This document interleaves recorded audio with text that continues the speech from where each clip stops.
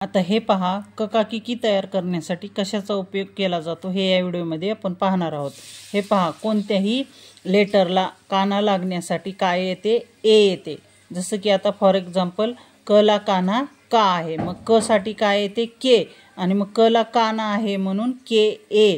तर क ला पहिली वेलांटी येण्यासाठी काय येते क साठी येते के, तर पहिल्या वेलांटीसाठी काय आहे इथे आ येते। कोणत्याही अक्षराला जर पहिली वेलांटी द्यायची असेल, कोणत्याही लेटरला पहिली वेलांटी द्यायची असेल तर त्यापुढे आ येते।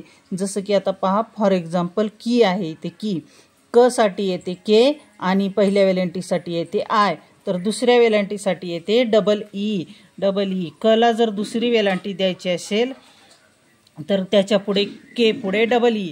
क ला जर पहिला उकार द्यायचा असेल तर के पुढे के यू।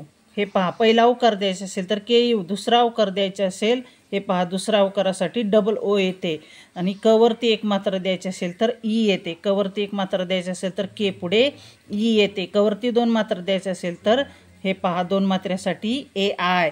क ला किंवा ख ला एक काना एक मात्रा द्यायचा असेल तर त्यापुढे ओ, आणि ख ला एक कानावरी दोन मात्रा द्यायची असेल तर ए यू। खमसाठी ए एम आणि अनुस्वारासाठी ए एच किंवा ए एच। हे अशा प्रकारे ककाकिकी बनवण्यासाठी यांचा उपयोग केला जातो।